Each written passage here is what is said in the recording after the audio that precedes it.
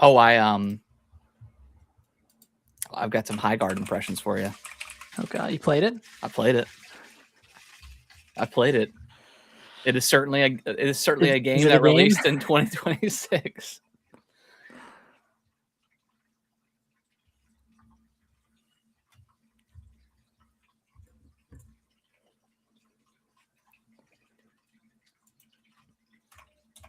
Yeah, I saw that clip of like you responded to, and you're like, dude, fucking gamers are like the most toxic people in the world. It's so like soft. Yeah, it's so soft. It was like, oh my god, that was so, like, because I played that's just the tutorial, and it's like it's a 2-second like, oh, that's a red chest. That's like, come on, like, come on, like. It's just they're just engagement baiting. Yeah, absolutely. But I did chuckle at that part. Yeah. And like the tutorial is not handhold, like it takes like 15 minutes maybe, and it's just like a very zippy tutorial. I'm sure it's not offensive at all. No. Please, I don't know. These I can't handle it, dude. Dude, yeah. These people could not play. That's probably why they hate Expedition 33 so much, is because like, oh, there's like 7 lines of dialogue in a row. Like, I can't handle this. Like, I can't imagine like Zelda Ocarina of Time getting reviewed like as is in like today's world. Oh, like yeah. Navi would be fucking crucified. Hand-holdy experience? What the hell is this? What do you mean they inverse the yes and no every time the owl comes up? That is kind of a bullshit thing. But... Okay, I got the tweet ready. Okay. We are live, so we should be good to go. Cool. All right. Tweet us out. Tweeted.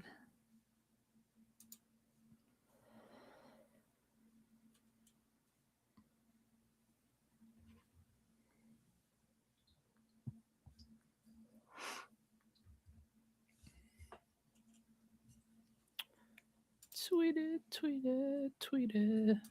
Nice. Okay. All right, you ready? Yeah. Let's go.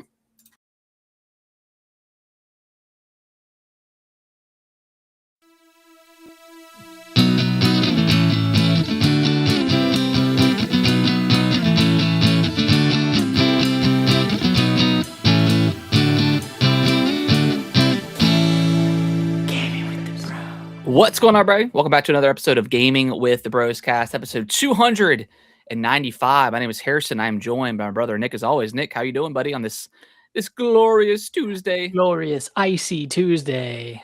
Yes. I'm doing great. Awesome. Doing fantastic. Didn't get as much snow as we anticipated this weekend, of course. But yeah, I feel like it's okay.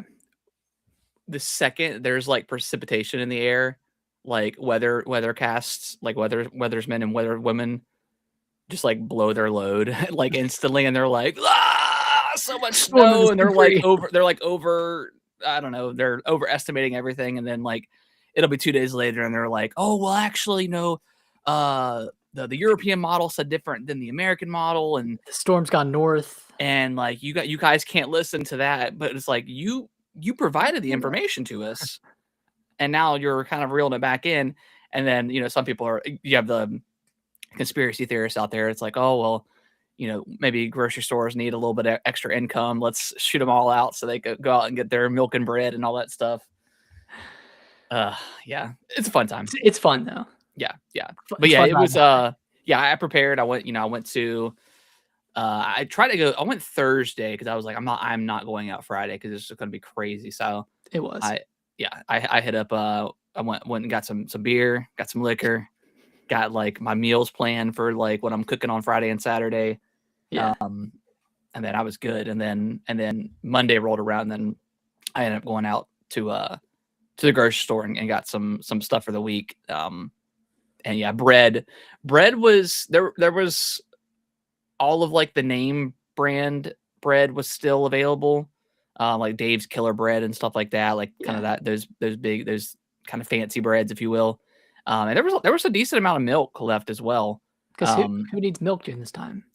I don't get it, dude. I genuinely like bread I can get because like that's quick. Sandwiches. You don't, it doesn't need to be refrigerated. If you do lose power, you can throw your meats, in the snow. Who cares? Yeah. It'll be just fine. But yeah, the milk thing,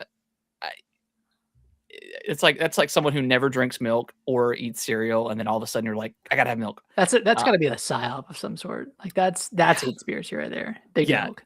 It'd be a big milk.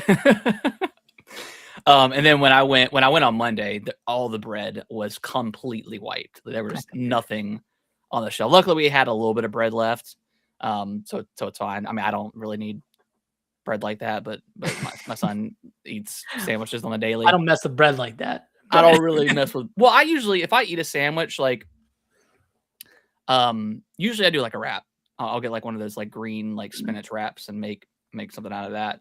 I'm not against sandwiches, but yeah, usually if I am eating that, I'll go the wrap route. But there wasn't any wraps at all either. Like no tortillas, nothing. It was absurd. Yeah, it was crazy. But yeah, man, had a great weekend. It was a good time. Just grilled out a little bit, made some burgers, did crab legs on Friday, made mussels for the first time. So that was cool. Nice. Mussels are fun because they're kind of like oysters, but they're like a lot smaller. So like I think they're a lot better too. You think they're a lot better? Yeah, especially if you like cook them in some good sauce. Yeah, I made like a wine like butter kind of sauce, like garlicky sauce, man. Oh, it was so good. Like I was just like, because Brittany and my wife doesn't eat like seafood really like that. But I got a pound of mussels, which is a lot after you cook it down. And it's like there so many, so I had to throw some away. But yeah, I was just pulling them out and just eating it like in the. It was so good. Yeah, it was super good. But yeah, great weekend. How was your snowy weekend? It was good. I mean, last weekend of paternity leave, so there was that kind of the weekend scaries going on, just kind of dreading Sunday. It ended up being just, of course, but it was good. I mean, didn't really do too much. Went out on Friday looking for D batteries for my fireplace because I needed that backup for the starter in case the power goes out. I went to 5 different stores and they were all specifically out of D batteries, and then ended up going to Costco and they had plenty. I had to get 14 of them, but now I have a bunch of D batteries in case I ever need them. Yeah, I got some batteries too.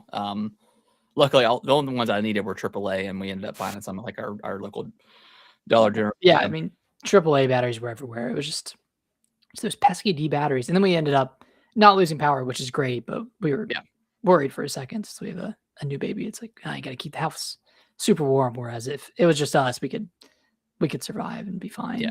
With no power, but didn't end up losing power. Snowed a little bit, iced, like sleeted and freezing rain mostly. But yeah, really just chilled out. Yeah. Cool. All right. Well, we're going to we got a ton of news this week. I mean, this is probably one of the biggest news episodes we're gonna have in a while. So we'll blast through that here in a little bit. It's a lot of like kind of micro stuff and just a lot of stuff. It's a lot of stuff. Yeah, exactly. But before we do that, we're gonna dive into we're gonna rank our favorite Resident Evil games of all time in lieu of Resident Evil Requiem coming out next month. I think 1 month from today, which is awesome. Can't wait for that. But Nick, let's dive into what we've been playing. I want to hear about your Fire Emblem experience. I'll go through it quick because I don't want to overstay my welcome with all my Fire Emblem talk of the past few weeks. But I did finish New Mystery of the Emblem, which is the DS remake that never came to the US. It was Japan only as a remake of Fire Emblem 3. Loved it. Thought it was great. The map size is awesome. It's like, I think 30 minutes was the longest chapter that I had, whereas most of them were around like that 15-minute mark. So I was just speeding through them, just going through them so fast, and it was nice. Are you doing like a normal Fire Emblem, like permadeath run? Yes, but I do restart if one of my beloved characters dies. Okay.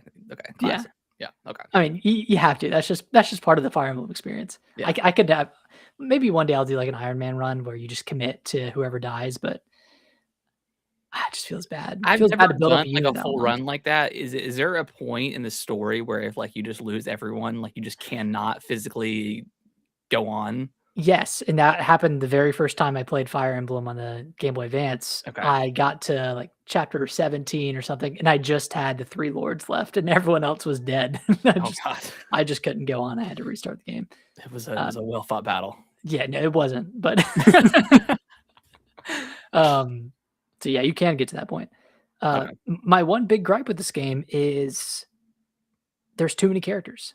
There's like 70 characters, Jeez. like so many that there's no way you would even use all of them. Like there's no way to equally level up all the characters. I ended up just sticking with my kind of roster Maybe of they 12, intended 15. maybe they intended for you to just do a run where you just if your characters died, you've got so many people that Yeah, maybe that's how they intended it to be played. honestly, that's probably how I should have played it knowing this. If I had known that in advance, I probably would have, let some units die. Yeah, But yeah, 70, the fodder. yeah, just a ton of fodder, just a ton of like boring looking characters. And the reason I did it is because there's a lot of returning characters from Marth's previous game, Shadow Dragon. So like Okay. you're kind of like have a mix of new characters, and then you're meeting the old characters along the way and recruiting them. So is So this a direct sequel to Shadow Dragon that came out on the 3DS? yeah, Okay. came out on the DS. DS. Okay. Okay. Yeah, it's pretty good. I mean, I liked it more than Shadow Dragon. I thought it was a really great sequel. Okay. Um, Cool. yeah, so finish that one. I wonder if they'll ever release that one. I don't know, unless they did like some sort of Switch version, or maybe when the DS gets added to NSO at any point, they could add it in. But I don't know. It's so weird. It's like I get why they didn't release it because Shadow Dragon didn't do well in the US, but Yeah. just kind of a kind I of a bet if they glaring released it omission. now, like I'd bet it'd be at least a million seller. Yeah, I think so. I don't know if it's going to show up on the podcast, but I'll have to edit it out if it does like a Burger King ad just popped up on the tier maker list. So A what ad? a Burger King Oh, ad. Burger King. It's like here's a juicy Whopper for you. I'm like what? And a little bit Anyways. of chicken fried. I'm still making my way through Path of Radiance. I think I'm on like chapter 22, 21. Still loving that game. And then I did start up Genealogy of the Holy War recently Okay. as well. These maps are just so ginormous. The prologue took like an hour and a half by itself. It's just like Jeez. it's almost like you're controlling a full army Yeah. across the continent. So that's the kind of the big difference with this game is like the maps just take hours and hours and hours, but you get to save every turn. So Okay. it's not Are like you afraid that you're going to get burnt out on Fire Emblem? yeah. But Like you I know, already just, am. Already am. ride, just ride the high until I burn out. You know what I mean? Okay. I do want to get to Final Fantasy Yeah. 7 remake. It- I've already played it Yeah. on PS5, but I do want to dive into it on the Switch too. Yeah. But yeah, that's all I've been playing. Just Cool. Fire. Awesome. Well, I'll dive first. I've been playing. Obviously, I think I talked about it last week. Still playing Animal Crossing. Just kind of like my daily little like. I'll play for about an hour at a time and do the dailies essentially. I'm still super early in the game. Like I haven't even built like the item shop yet or like the store or whatever. So I think I'm like 5 iron gems away, whatever that is. So still early. I can't access the DLC until Okay. after I get like the level 3 island or level 2 whenever KK Slider comes in there. So still a ways away for that. I wish I could just dive in it, but obviously my island ended up getting lost. Does the game look noticeably better? It does look crisper, which is nice. Load times are actually pretty. I remember the load times being pretty kind of horrendous on the base Switch. Yeah. I don't know if they are. I mean, they don't bother me at all. I assume they're better. I mean, but I don't think that was in like the notes at all, or like in the kind of the video that the presentation that Nintendo put out. They didn't specifically talk was. about load times. Unless maybe I'm just misremembering. But they feel like they're a little bit faster, which is good. quality of life, like the fact that you can build multiple items at once is super nice. They added like they added like a radial menu for your tools. I mean, before I think you could just hit left or right on the D-pad and it would just like shuffle to the next tool. So you're just kind of guessing unless you went into the actual menu and clicked it. But now you just have you have a full radial menu that you can just go in and choose. So it's a lot super streamlined in that way. Nice. So yeah, everything is a lot. It plays a lot faster than it used to, which is awesome. The only gripe I have really now is the fact that you still can't eat fruit. You can only eat it one at a time, which is not a huge deal. You know, it takes Oh yeah, I less remember than a you minute talking. to eat 10, but it's like out of all the quality of life improvements you did, like you can't just you couldn't have done that. It's a little weird. I did have like some issues at first whenever you're giving the like the fossils and the fish and the insects to the owl guy. I can't remember his name for the museum. Yeah. Before you actually build the museum, you can only do it one at a time, which was super annoying. And I'm like, man, like, is this going to be the same thing? But once you actually get the museum, you can then kind of give them all at once, which I think that was in the I think it was. original game. Again, maybe because you only needed 15, I think, to start. They just wanted you to do it one at a time. I'm not really sure, but yeah, it's cool. There's like you can go in and get the scuba diving gear, and you can just walk out into the water and do some fishing there. Like you swim around and you see like bubbles in the ocean, and you just dive down and you immediately grab the fish. So Cool. I don't Oh, know. I assume they added different variants or different kinds of fish from the base model, because I was kind of finding the same kind of fish I was just casting a line. uh-huh. Um, but you know, it's a different way of doing that, so that's cool. So yeah, Nice. yeah. I mean, I'm definitely gonna continue playing on, so I can at least experience the hotel DLC and get some of the Zelda characters and stuff like that, and Zelda costumes. But yeah, I'm really liking it. I can't believe I'm playing Animal Crossing in the big 2026, but here I am. It's a lot Jeez. of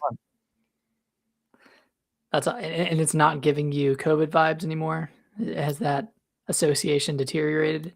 I think it has. Yeah, once Okay, I got past that, and I was like, man, this feels weird. It feels weird to be back. But now that I've played it for a couple weeks, like it's fun. nice. So yeah, a lot of fun.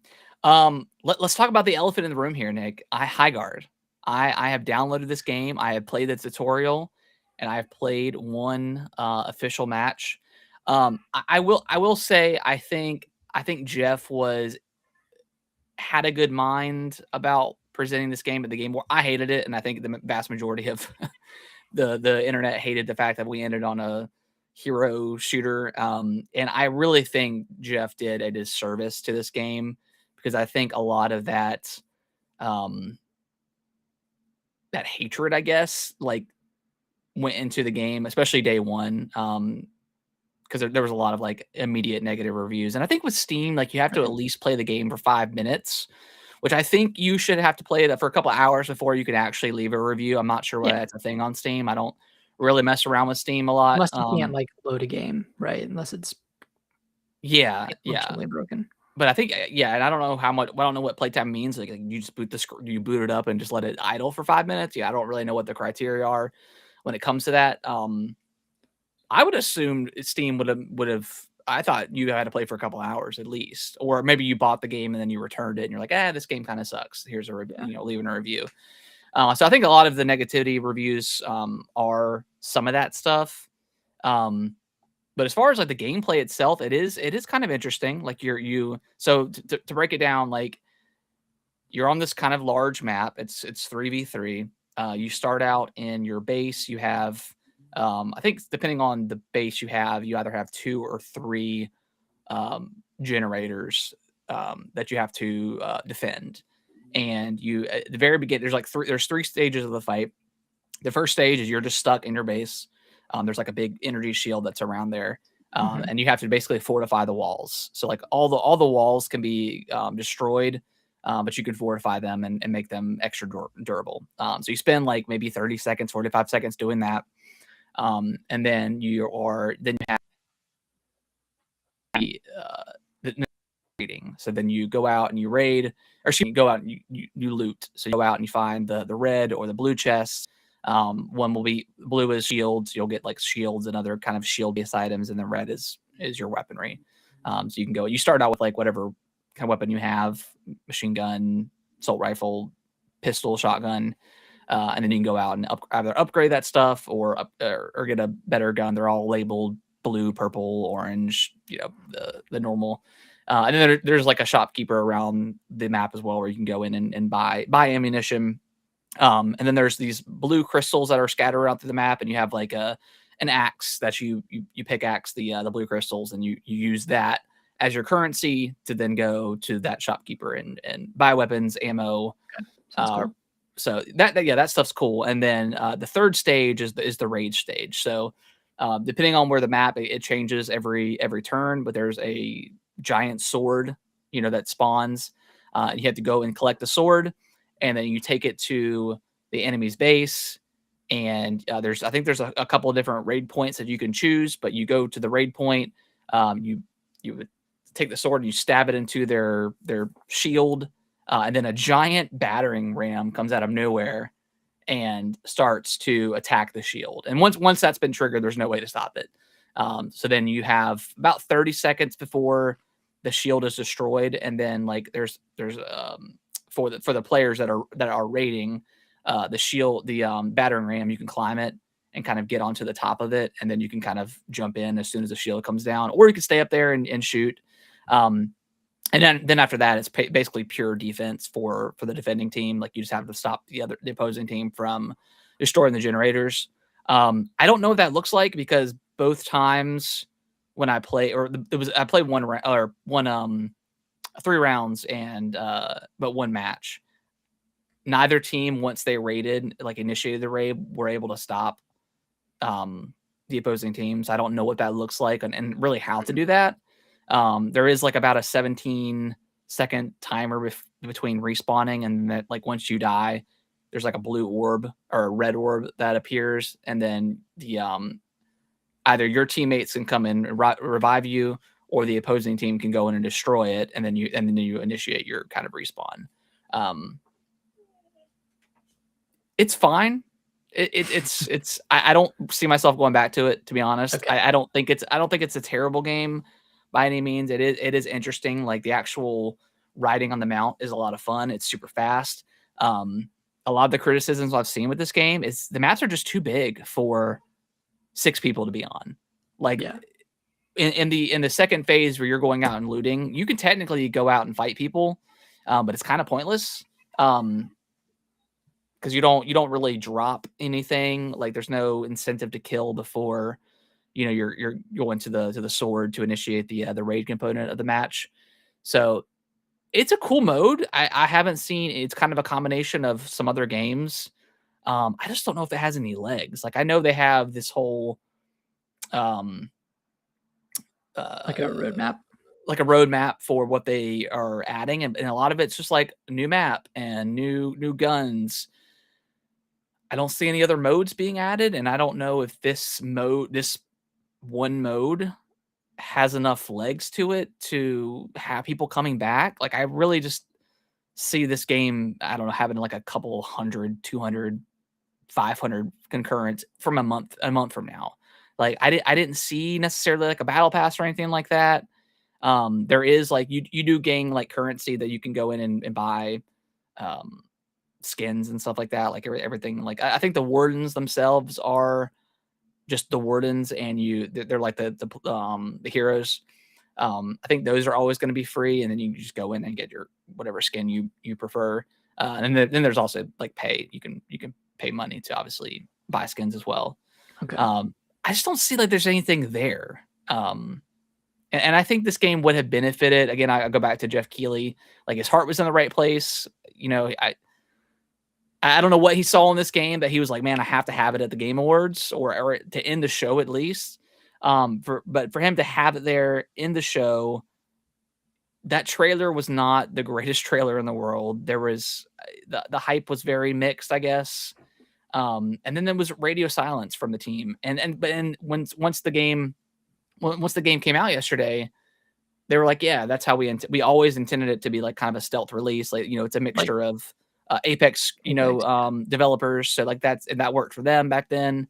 So I think they were trying to do that. And I think if they just would have stealth released it, I think the positivity would have been a little bit higher. Yeah. But for them to like get announced, radio silence for literally a month plus, and then like we're joking on Twitter. Do the developers know that the game's coming out on the 26th? Not a great look. And then they do the first trailer the same day it comes out, and then like an hour later the game's ready to go. Yeah, it feels like a weird lead up to release, and they definitely didn't. I mean, they said it themselves, but they didn't plan for the Game Awards, and that shows in like their marketing. Yeah, I think it would have had a better reception if they had shadow dropped it similar to Apex Legends, because there's no expectation going in. Whereas being a closer to the Game Awards, that's a lot. That's a lot to live up to, especially with how much Jeff was hyping it up. Yeah, and like if it was like if it was like Titanfall 3 or something, or Apex Legends 2, or or something like that, I think I wouldn't necessarily have cared for like an Apex Legends 2, but if you're gonna end on like a multiplayer based thing, do it on something like big. Not, I don't know. I just feel like this game kind of was doomed to fail from the start. And 95,000, I think, concurrence, like the peak concurrence is not nothing, but yeah, we'll see how it does over the next few weeks. I don't think it'll fail necessarily, but yeah, I don't think it'll have like the biggest player base. And they said they don't need the biggest player base to succeed, but yeah, obviously for a live service game, you do need a dedicated. You do need like a dedicated concurrent base, Yeah. So I'm looking right now at the concurrence real quick. Let's see. Peaked at 97,000, 36,000 in the last 24 hours. And there's about 19,000, a little over 19,000 right now. So not terrible. And that's just Steam too. It's out on console as well. And I will say, like, whenever I got into like my first match, it loaded right away. There was like almost no waiting at all, like in a queue. So that's probably pretty good, all things considered. But yeah, well, I'm very curious to see what this game looks like in a month. Again, I don't think it's. I don't know. Maybe there was more to not Marathon, more to Concord than what this game offers, but that Concord was also $40 and this is free, so it's like, yeah, and Concord didn't really do anything different outside of the hero shooter. Yeah, it was just a regular hero shooter. So yeah, I'm very, very curious to see how this this game looks like in a month. Yeah.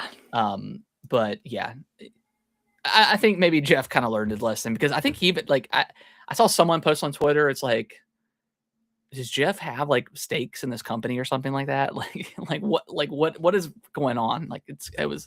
I think he just saw something in it. I don't know what it is, but I think he just saw something special in it. Yeah, it's cool. Like maybe if they added more modes, like a deathmatch or something, like I find it very strange, and developers continue to do this where they put out these free to play games or live service games, and they just don't have any content in there. Like they got the maps, they got plenty of, like, I think they have like eight wardens to choose from, tons of guns and stuff. 5 but maps. Yeah, 5 maps. I think it's 5 maps and like 8 different bases, because like when you go in, like with your team of 3, you kind of do like a voting, like a veto system for choosing your base.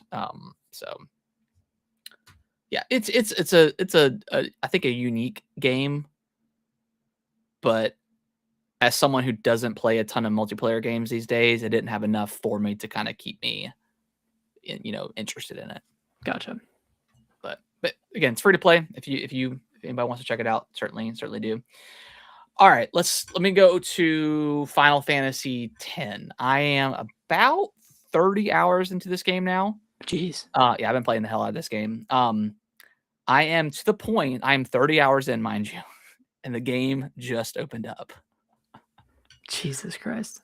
And when I say open up, I mean you get like the airship, and you can finally kind Okay. of go back and revisit some places, so you can work on like additional side quests and stuff. Because like and like I think I like it because like the game is presented as you are going on this pilgrimage with Yuna and the Guardians, and you are going to collect all the Aeons and then defeat Sin, the big bad. And like that's what you do. You go along this giant quest or whatever.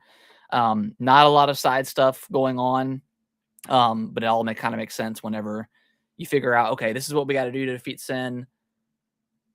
By the way, we have this giant airship, so if there's anything else you need to kind of clean up, we certainly can. So that's your opportunity to go find some of like the secret Aeons and some of like the like all the characters like mega weapons. I know it's called something specific, like but like their best weapons, and there's like some side quests. So I paused there. I'll go back to it here probably within the next week or so. But Final Fantasy VII, man, I think I'm about 12 hours into that one as well. My God. Yeah, I've been playing the hell out of some Final Fantasy. This game is it's amazing. Like it's incredible. I am so glad I picked this up on the Switch. It runs. I know it doesn't run 60, but damn, like it doesn't feel like 30. I don't know. Like I've had no hitches in the gameplay at all. Nice. There may have been some drops here and there, but I haven't noticed them. It runs great. It looks great. I love the combat system. I love like the kind of the It's a good mix. yeah, which I guess I didn't, and maybe this was a few years ago when like that first demo dropped, and I was like, man, Final Fantasy needs to just be turn-based, and like I'm just putting my foot down. I don't want it. But yeah, once I got into there, the combat is a ton of fun. All the characters are fun. I know like people a couple years ago, whenever they first came out, they're like, man, Cloud is just so like moody. Like I kind of love Cloud, man. Cloud is like a badass. Like he is a badass. Yeah. He looks so cool, man. His hair, his giant sword, outfit. Man, yeah, just like looks peak, so awesome. Character design for sure. And it's like all the girls seem to like they want him. Like every new girl that gets introduced, they're like always flirting with him. He's just like, oh no, let's just go. It's so moody. Oh, dude, I love it, man. So I think like story wise, I think I'm in the next sector. I think I'm in sector 7. So I won't spoil anything or anything like that, but I've gotten out of like, but I kind of like love the like you go and like once you do like the demo, and you go out and you're kind of in the game's not open world. It's more like open zoned, I would say right now, at least. Like I went to the first town, like where whatever like Tifa's at, and there's the bar, and then it kind of opens up and you can start doing all the side quests that people, you're trying to build up your merc reputation. And you start getting more side quests presented to you, and then kind of similar in the next area as well. Like you're doing side quests with oh man, Aerith. Yeah, boss fights are fun. Combat's a lot of fun. A lot of variation with like the materia. Like I kind of like how it's definitely magic based, but I don't know. It doesn't present itself as like just like a character's like using magic. Like you have to have like the materia to in order to use the magic abilities. So like you can kind of use whatever as long as you have the materia but you can use whatever kind of fire ability. And then I like the proficiency as well. Like the more you use fire, then you can unlock Fyra and then Firaga or whatever. So cool. And then like the summons, like coming from Final Fantasy X, where the summons are the Aeons are so predominant in that game. They're so important. And coming in here and you see like Ifrit and Shiva and stuff, like it's kind of awesome. Man, I'm so excited to get back to this game because I played it a few years ago before Rebirth came out, and I kind of rushed through it because I wanted to finish it before Rebirth. But I need to get back with fresh eyes because I remember thinking this game's like it's like an 8, like a 7.5 or an 8, but I need to revisit it. Yeah, it is. Yeah, it's been a blast so far. Um, and it seems like it's doing very, very well on the Switch Yeah, I could see this too. being a million seller It on the probably Switch. already has sold, a million, because, like, I think there's been reports of, like, GameStops and Walmarts and Targets, like, out of stock, which is kind of unheard of with games in general these days. You don't really see that much. Like I said, whenever because I did end up getting the game 2 days early. I just happened to go to Walmart for something and was like, I'm just always, always peek the game section. It was one copy behind the glass. And I walked around to the counter. I said, "Hey, want to get a game?" And he's like, "Oh yeah, Final." He's like, "Final Fantasy, yep." Or I was like, "Final Fantasy." He pulled it out and he was ringing it up, and it wouldn't ring up. And I was like, "Oh, okay, I'm not gonna be able to get it." And he's like, "I don't know what's going on."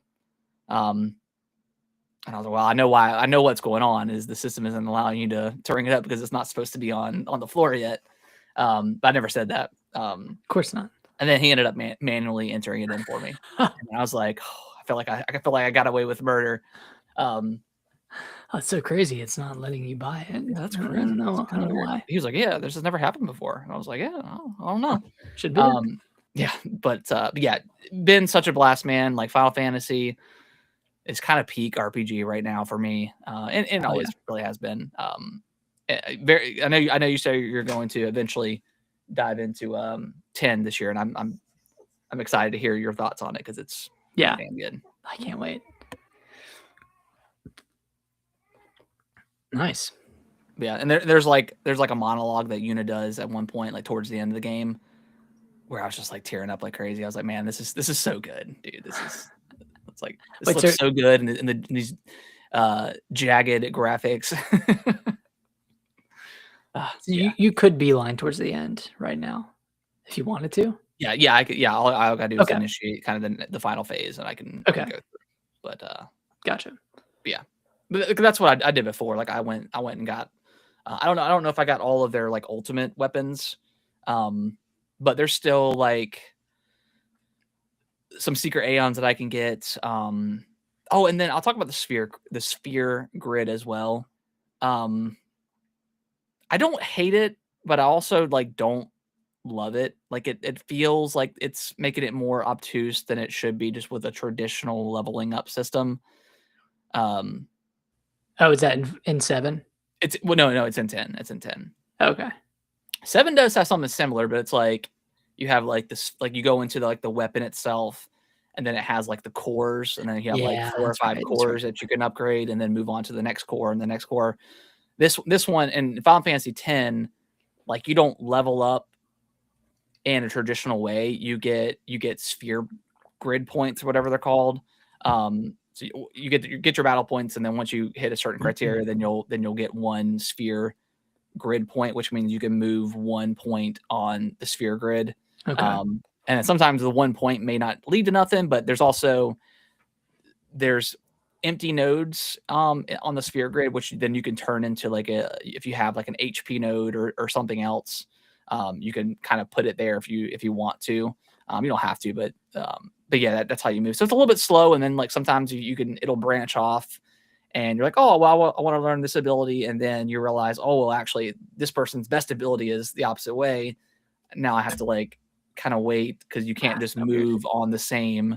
You can't move back on the same points you unlocked before. You still Yeah. have to follow the rules of the grid, which is a little bit of a pain. I think there's, like, I'll have to mess with it, but I think there's ways to transport on the sphere grid. Um, I was kind of reading some of the nodes, the spheres that you can put on the nodes. So I think there may be something like that you can do. I'm not 100% sure. So I'll look into that before I finish it. But yeah, I feel like this game is a little bit ahead of its time as well, because, like, you can, like, during the battle, you can swap weapons out, and you can swap shields and stuff out, because, like, there's different effects. Like, there's at some point in the game, there's like you'll get zombified, which means if you can't use healing items on yourself anymore, Mhm. which is a huge pain. But some weapons you can have a zombie ward on it, which it'll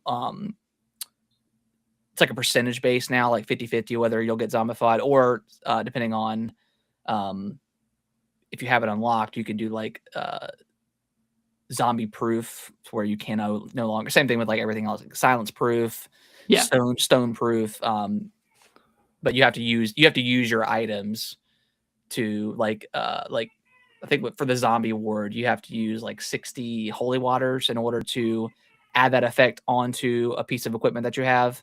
And some equipments will have 3 different slots, 4 different slots, maybe just 1 slot. So there's a lot of options in that regard as well. So yeah, super cool. Sounds super convoluted. I'm probably making it more convoluted than it is because it is very basic. Like you get a weapon, it'll have like it'll either say, HP up 10% or magic up 10%, and that's all it does. And then some will have free slots that you can then enter in whatever you want as long as you have the items to add that ability into your weapon. I'm making it sound way more complicated than it is, but yeah, it's a pretty cool system. I don't think I messed with that too much when I initially played that game back in the day, because I don't remember much of that stuff, and it is kind of crucial. How did I get through this game? I think I relied heavily on the Aeons to kind of get me through. Okay. And there's definitely a couple bosses towards the end of the game where, yes, you can use the Aeons, but a lot of times they'll get one hit. And so I don't know how I did it back in the day. I'm gonna shut my door real quick.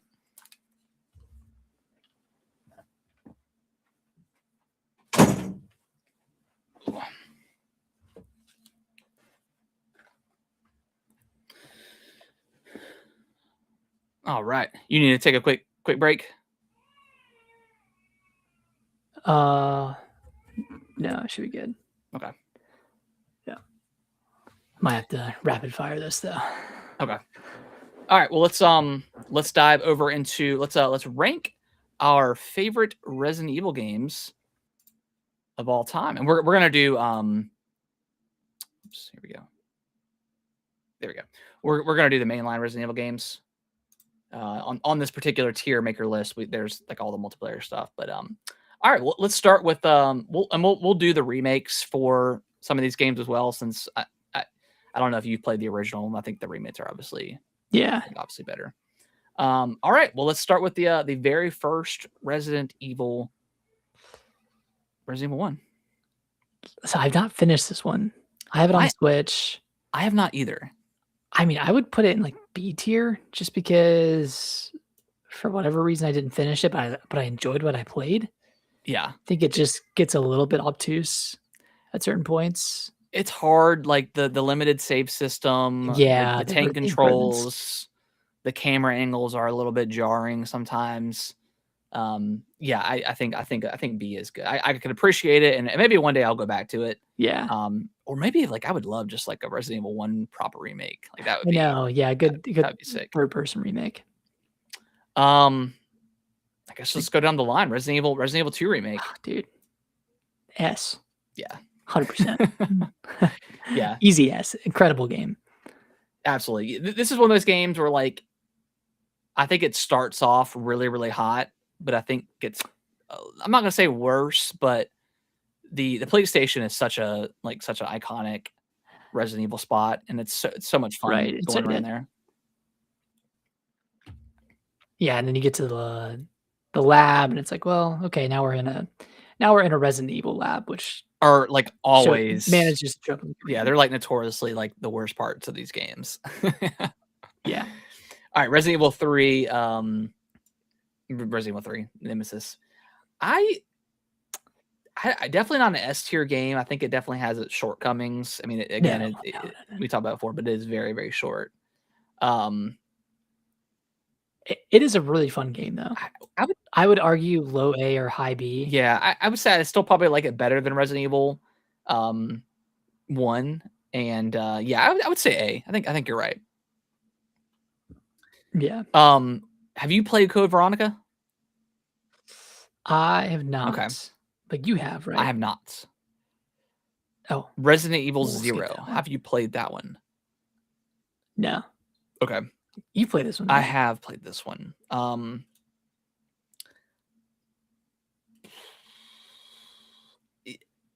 may put it ahead of Resident Evil.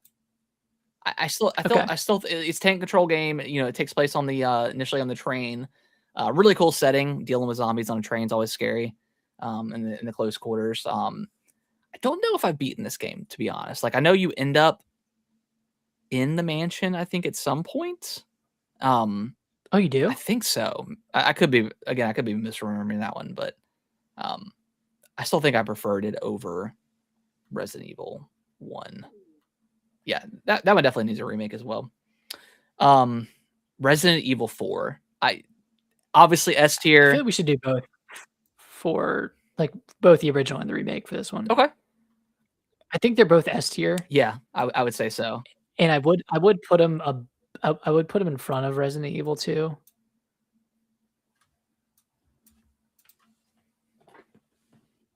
I think that makes Yeah. sense. I think the remake just is better than the original. Yeah, I mean it's the same game. Like they didn't cut any parts. Like it's Yeah, um, yeah. it just looks way better. For like controls, obviously way better. Yeah, I think this is an absolutely one of the best Resident Evil games.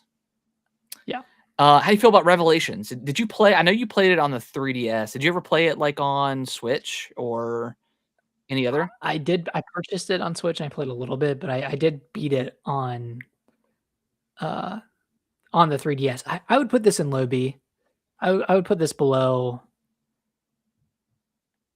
yeah, below original Resident Okay. Evil.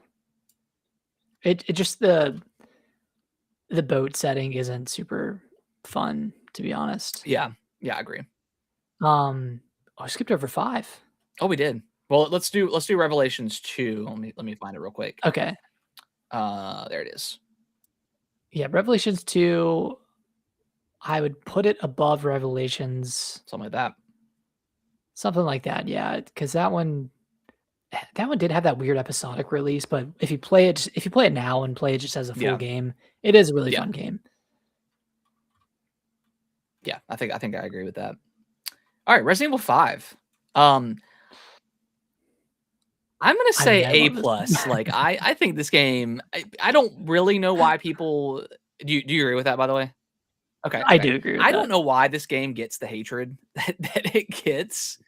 Well, it's just the time period it came out, like, it had that kind of brown color palette, But it was still just like a not very fun. visually And stunning. granted, like I played it with one of my friends growing up, and we played it through weekends. And co-op is absolutely the way to go with this game.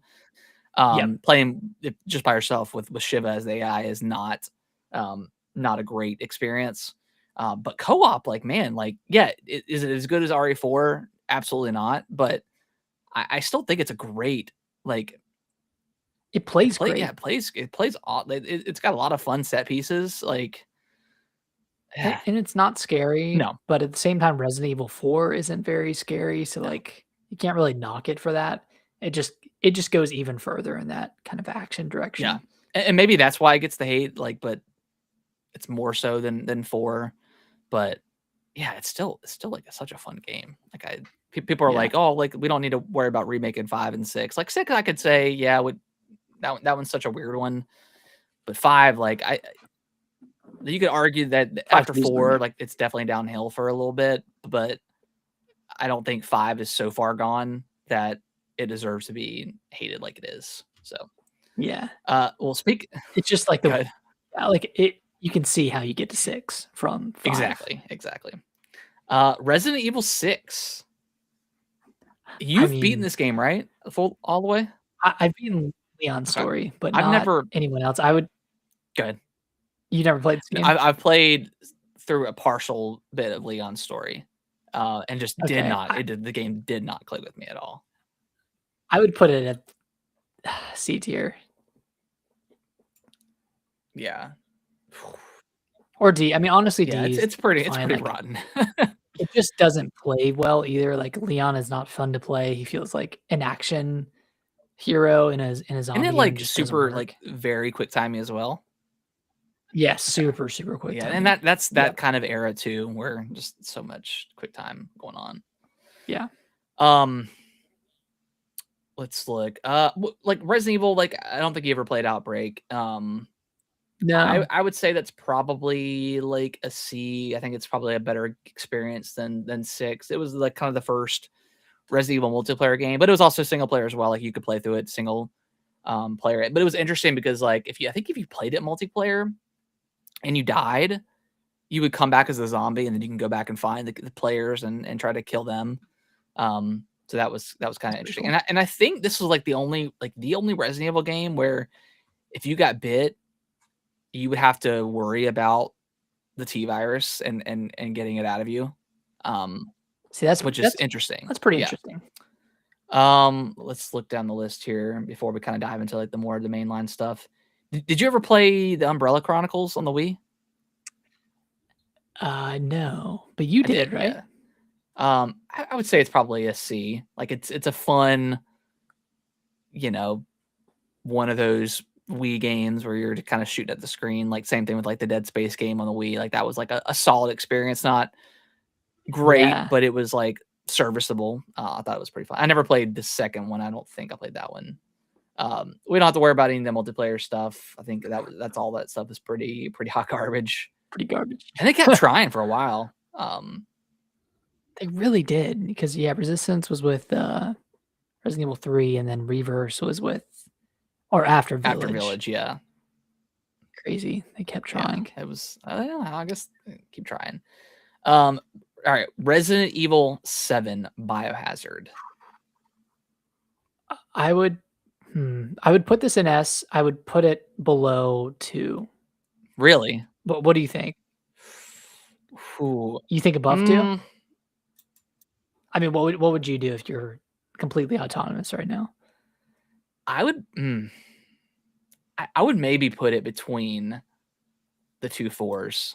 Like to me, this is like kind of peak Resident Evil. But then you think about the back half. Yeah, I mean with the mines and the ship. Yeah, that is true. God, that first I think the first half section is so good. Is like top S tier game, but then you get to the back half, and it's still good. It's just not. I saw the next game is President Evil, and you fight against Zombie George Washington. Amazing. Okay, maybe. We can put it above 2, but below both. Yeah, 4s. I think I liked it a little bit better than 2. If that works. And then Village, maybe behind. Is it S tier though? I think it's definitely behind Resident Evil 2. I think it's. Yeah. Not my. I think either high A. I would say high A. Yeah, I would almost, because Village has a similar problem to 7, where the back half with the like the factory. Yeah, I didn't love the factory. Yeah, factory's not great. That's a pretty big portion of the game. And then I'll also knock it for the Beneviento house being so short, and then also the what is it? The swamp area. Moreau's area. Yeah, his area is so short. I love that fight though. I'm the best. Yeah, it's an awesome fight, but that definitely felt like there was some cut content there. Yeah, and I think there was. I think they did say that there was cut content. Yeah, anytime Resident Evil is like in a castle or like a small place, like a smaller area with like a bunch of ways to kind of get through that section, like it's at its peak. But yeah, great game though. Yeah, I would say high A is where it should be at. I agree with that. Yeah. I think that's everything, right? I think so. Yeah. All right. So yeah, for audio listeners, we got S tier. We got Resident Evil 4 remake. Then right after that is Resident Evil 4. I would say probably the Wii version is the best Resident Evil 4. In my opinion, I know all the other ones are great, but I think that is one of the best games with motion controls, and I hate motion controls. And then right after that, still in the S tier, Resident Evil 7 Biohazard. And right behind that on S tier is Resident Evil 2 Remake. Going down to A, we have Resident Evil 8 Village, Resident Evil 5, and then Resident Evil 3 Remake. And then B tier, we got Resident Evil 0, Resident Evil 1 remake, the one that was on the GameCube, Resident Evil Revelations 2, and then Resident Evil Revelations. And then C, we've got Resident Evil Outbreak, Resident Evil The Umbrella Chronicles, and then D is Resident Evil 6. I think that's a good list. I think that's a good list. I think we'll get some hate for putting 5 so high, but you know what? Bring it on. It's not rage bait. I think it's genuinely it's a genuinely good game. All right, well let's get through this this news. So I talked about it earlier, but Highguard launched with mixed reviews. Didn't pull a Concord necessarily. It's not. I wouldn't say it's dead on arrival. If it was 40, then it probably would be. But since it's free to play, I think there's going to be some players there. It's got a chance. Just will those players be there in a month from now? Developers also came out and said it was always meant to be a Shadow Drop game. But Jeff came to them and offered to be the final showing of the TGAs last year, and obviously they didn't want to turn down that offer. So again, we talked about it before, but Jeff was in the right mind, but I just feel like they should have just did what they planned, which is why they had no marketing, radio silent for a month until they were ready. So it just felt weird for that month. Yeah, felt very, very, very weird. Most games can't do that and don't do that because they need some sort of marketing. I think this happened last week, but we forgot to put it on the news. But Marathon launches March 5th for $40. Nick, does this interest you at all? No, not at all. Moving on. Ubisoft is in shambles right now. Shambles, they have canceled several games. I think some unannounced, but the major one being that Prince of Persia: Sands of Time remake that was supposed to come out like a couple years ago, and then I don't know, people didn't like that art style, but I think they just looked bad. Yeah, like the gameplay looked bad. So they went back to the ground, and I think they were trying to it sounded like from the reports that they were not necessarily making it like an open world game, but maybe more open zone. They were trying to be it was maybe more of an ambitious project than they intended it to be, and it just kind of got away from them. It's on my predictions this year, but I think Ubisoft is going to be purchased, or they're going to sell off some of their properties and downsize. And I know they had that tier of games and franchises that they have. I don't have that in front of me, but it's very weird that 10, 15 years ago, Ubisoft was one of the best companies. They had so many fantastic games, and they just didn't miss for a very long time, and at some point it just got away from them. Yeah, it's sad. I mean, I think they'll keep the Assassin's Creed and the Far Cries, and I think Avatar is doing pretty well, so they'll hang on to that. But I can't see any of their other IP continuing on, like Ghost Recon, or at least continuing. I know. Yeah, it's kind of dead. I mean, I know they have that. What's the multiplayer game they have right now for Ghost Recon? Wildlands. Oh wait, I'm thinking of Tom Clancy. Well, it's all Tom Clancy, but Rainbow Six Siege. Oh yeah. That one that one's so different than the Vegas games. But I think that one's still doing well for them, and I think what's that For Honor game? I think it still has its kind of fan base. I don't know about Skull and Bones. I don't know how well that one's done for them with their quadruple A experience. Last week we had the Xbox Developer Direct. Coming out of that, we got Forza Horizon 6 launches May 19th. It's coming to PS5 at a later date this year, I believe. Set place in Japan, which we already knew that. Game looks amazing. Looks amazing, dude. It looks so good. Japan, and the build your own base looks awesome too. Japan is kind of the perfect setting for that stuff. For that, I know a lot of fans have been asking about Japan for quite a while. And Mexico, the setting was awesome. And that was I think one of the first Horizon games that I played, and I really liked it. But yeah, this one I think if I don't play it on Game Pass, I'll probably pick it up for PS5 at least. So nice. looks great. Fable, we got an extensive look at that. Comes out this year in autumn, day and date with PS5. This looks good, man. It looks really good. Looks like they're doing it right. Yeah, it looks like what we kind of wanted from Fable. some of the gameplay looked a little bit choppy. Like obviously the frame rate's got to improve, and hopefully it does. Yeah, we'll clean that up. But yeah, it looks like Fable, man. It looks like they nailed the tone of it. Yeah. No, I have no complaints. It looks really awesome, and just all the consequences to your actions, Yeah. Permeating throughout the rest of the gameplay or the rest of the game experience. Like that just sounds really awesome. Yeah.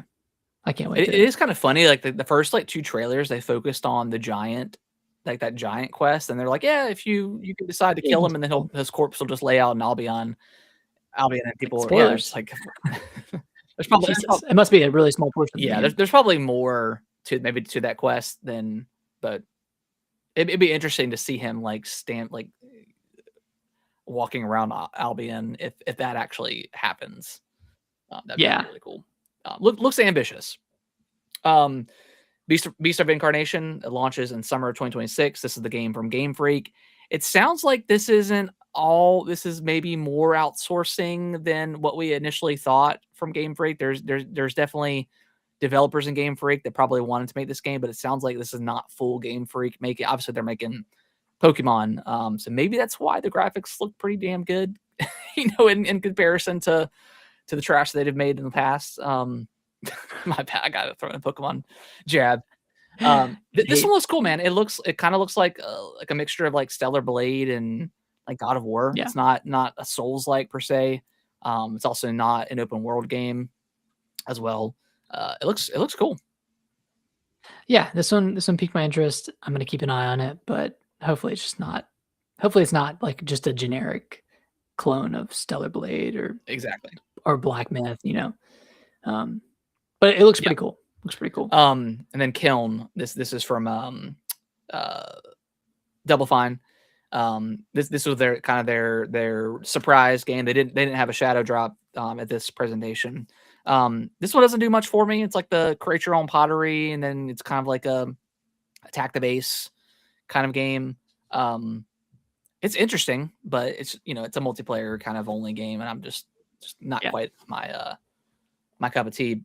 No intended, but it looks really cool. And that's why I love that studio, is because they kind of just get to make whatever they want to make, and that's awesome. It's awesome. Yeah, just make smaller experiences that are kind of low risk. Exactly. Super Mario Wonders 2 edition got announced, or we already know about it, but the release date got announced last week, March 26th, as well as 3 new amiibo announced: Elephant Mario, Poplin, and Prince Florian, Captain Toad, and the Talking Flower, each priced at $24.99, so not the $30 and $40 that we've been kind of accustomed to since the Switch 2 launched. Yeah. So I think they're just still trying to figure out like the pricing for that. The Talking Flower, which is also already announced, launches March 12th for $34.99. And then new features in the Switch 2 edition: Rosalina is playable. There's Toad Brigade challenges, and then there's some new boss content with the 7 Koopalings. We've been kind of burned, I think, on these editions so far, Nick. Does this one do anything for you? Not necessarily. I loved Wonder, but I'm definitely going to hold off to see what how much single player content there is, and if it's actually worth it to play through. So I'm not really interested in the multiplayer stuff, but yeah, I might pass on this one just because just the past Switch 2 versions of these Switch 1 games haven't done it for me. Yeah, I think I'm on the same page as you. Yeah. Confirmed direct this week. We've got the Tamagotchi direct this Thursday, 29th. Tamagotchi? Wait. Is it Tamagotchi? Tamagotchi? Yeah. Okay. Is it no? Is it Tamagotchi? Tamagotchi? Am I saying it wrong? Tamagotchi. Tamagotchi. Not Tamagotchi is like the little things. Tamagotchi? Is that what it is? Yeah. Okay. So yeah, Tamagotchi, the kind of the Animal Crossing like game, sold very well. So I think having a direct for that game is probably pretty important for Nintendo. I think a lot of fans over the years have been clamoring for this game. And I'm interested because this game's very weird. So I'm interested to see more about this game, to see exactly what it is. Because I've personally never played one before. we have, I mentioned this is the first confirmed direct. We obviously had the Super Mario Galaxy movie direct on Sunday, which was cool. Got a first look at Yoshi and all that stuff. So next week, we don't know exactly the date, but probably the 5th, which is next Thursday. We're getting a Nintendo Direct, I would say probably a mainline. Kind of makes sense with all been going on this past week. Nintendo's kind of getting all this smaller stuff out of the way so they can kind of focus on some big stuff. So I think this is going to be a pretty big direct next week if it does happen. So. I know you texted me the other day. That's kind of what we always say. We always get our hopes up, but I think this is going to be a real big one. Nate the Hate, kind of, I think it's the one that kind of came up or kind of first started talking about this direct. Obviously, I would say any sort of speculation or rumors, leaks, always definitely huge grain of salt. It's not just because he says it's not end all be all. It's not gospel. But he has been very right. He did confirm the Switch 2 stuff back in early January of last year. So you have to take that into consideration. Here's some of his third-party predictions. I don't know if this is necessarily at this direct per se, but it's just kind of his overall 2026 predictions. Clair Obscur Expedition 33, Metaphor ReFantazio, Final Fantasy VII Rebirth, any sort of Yakuza Like a Dragon game coming, Red Dead Redemption 2, Resident Evil 2, 3, and 4, Doom the Dark Ages, and Final Fantasy 16 is under consideration. I think all those are extremely plausible and make sense to come to Switch 2. And yeah, I don't think, obviously not all of these would be announced. I think, like at the direct, I think we could see Expedition 33 maybe, or Metaphor. Yeah. I don't think we'll see like Resident Evil 2, 3, 4 since the focus will be on 7, 8, and 9. But we could get something like Doom, the Dark Ages. Absolutely. Or like Switch 2 versions for Doom Eternal. Yeah. Or the original Doom, just to get that frame rate up. Yeah, I mean, all these seem possible though. And I think he also mentioned Xenoblade 2 is getting a Switch 2 edition. We have a Xenoblade like definitive edition, right? So yeah, maybe I just don't know have what that they would add to it. I thought they would just do like a frame rate boost and visual fidelity boost for it, unless they're adding new content. Typically like the Switch 2 editions have all been some sort of new content, and that already had the Torna DLC. They already had that like $40 DLC. So I don't know if they would bundle that in and sell it as one package, or if there's like actual additional content that they're going to add in. Kind of either way.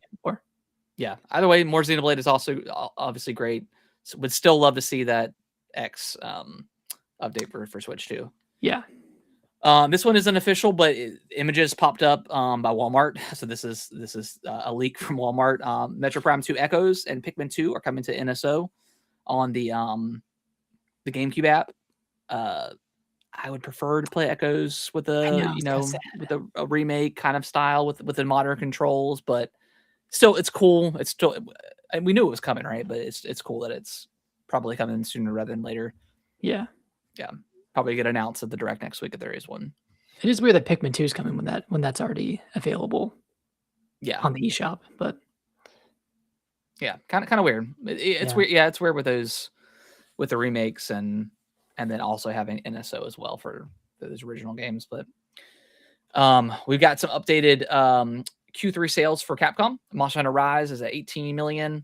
I'm not gonna go through all these, but most of their games that they have had a pretty good increase in sales, million plus for most of the Resident Evil 4s, 7s. Street Fighter 6 had an increase, probably mainly due to Switch 2. So happy to see Capcom doing very well because they just haven't had a miss. They're killing it, man. I mean, the only thing I see here is Wilds. It just isn't. It doesn't have legs. It sold 10 million in the first month and then kind of fell off after that. Whereas I think the word of mouth kind of stuff, like they people were saying that it's a much easier Monster Hunter game, and maybe the end game stuff isn't quite there. But I'm sure they have some sort of significant content coming for that game. I'm sure a Switch 2 version. And a Switch 2 version. Splatoon 3 is getting an update on January 29th, so Friday. Yeah, they're adding health bars. Or Thursday. Yeah, very so there's they call it the Flow Ore. It's a new mechanic that activates when defeating multiple opponents in a row. Provides a boost to the run speed, swim speed, ink resistance, intensify action, kind of like a kill streak. It's what it sounds like, which is awesome. Health bars are coming, that Nick just mentioned. Very, very interesting that it's happening now. Hit detection adjustments, whatever that means. They didn't go to the details of how significantly that changes. And then a stealth jump gear allows players to jump to their teammates without the opposing team necessarily seeing where they land. So that's cool. Very cool updates to Splatoon 3 that's been out for quite a while. Are you going to jump back into this and check it out? I don't think so. I mean, I'm all in for Splatoon Raiders, whatever that ends up being. Yeah. But maybe they're trying to just keep this game alive a little bit longer. Yeah. I don't know. Cool. Interesting. Virtual Boy is coming. We already knew about it, but it's launching on NSO on February 17th. Tons of games coming. Galactic Pinball, Red Alarm. I never played Virtual Boy, so I don't really have an affiliation for any of this stuff. Did you pre-order this? No, I did not. Okay, me neither. One of those things where I would probably play it once and it's just going to sit on my shelf. Yeah, it's like $100 though.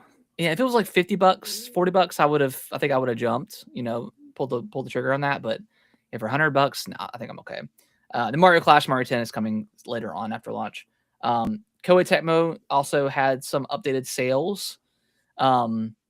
I really just kind of added this here because Hyrule Warriors Age of Imprisonment is a 1 million plus seller. I think that's sell through and not necessarily sold, but still doesn't matter. Still, retailers have purchased it, so 1 million copies have gone out to retailers and to consumers. So they absolutely consider that a 1 million seller, which is awesome. I'm sure we'll get more details from Nintendo next week in their financials. Yes, absolutely. Yeah. And then the Dynasty Warrior series has sold 24 million plus. Pretty good. That's awesome. The Neo series, which I haven't touched before. And I think 3 is coming out this year. So that's 8 million plus, which is good. Wo Long, interesting. This one's 5 million plus users in parentheses because it was on Game Pass. Yeah, that's right. Which I did enjoy that game, but it just didn't stick for me in the long run for that game. Mm-hmm. So, all right. Well, that is cool. That's all the news. All the news. So yeah, big news this week. I'm sure there'll be. I mean, Nintendo just kind of continues to drop little updates every single day, which is exciting. And excited for that Tamagotchi Direct on. Keep forgetting on Thursday. About that. So, again, if there is a Direct next week, we probably won't know until the day before. It just kind of depends on whenever Nintendo announces. So maybe next Monday we'll do some predictions on what we think could potentially be there. Yeah. And do that unless something happens. But Nick, final thoughts before we wrap up this show. I mean, next week Nintendo financials. We'll see how. Very curious for Metro. Yeah, hopefully it's above 2 million, but I think it'll be in that 1 to 2 range. Yeah, I'm going to say 2 million plus. I think it was up on the eShop long enough in both Switch 1 and Switch 2. I think it held a little bit stronger on the Switch 2 than the Switch 1 eShop. But I'm going to say 2 million plus. Plus, heart, for the physical owners as well. I think 2 million plus is. I think you think of that, or you still think a little bit lower? I still think like 1.8. Higher 1, but I just don't know if it broke 2. I just have a feel. I have a feeling. I have a bad feeling about it. I wanted to sell well, and maybe we'll both be like shocked, and it'll be like a 4 million seller or something. Like I would love for it to sell well. Like I know this is everyone's favorite Prime game, and it's not the best, absolutely, but I want Retro to get another shot at Prime 5, to where they have the complete reins of the franchise, because they were obviously kind of dropped in with just stuff that was already kind of made, and they just had to go with it. Nintendo was like, we've got this, we got to use it, make something out of it. Right. So I've been excited to see what that game, if they get to make a Prime 5, and Prime 4 looks so damn good too, like visually. Yeah. Does not look like a PS3 game. Damn It it. does not. It does not. Stop saying that. All right, guys. We'll be back next week. Thank you for listening. If you can review us on your favorite podcasting platform of choice, that'd be great.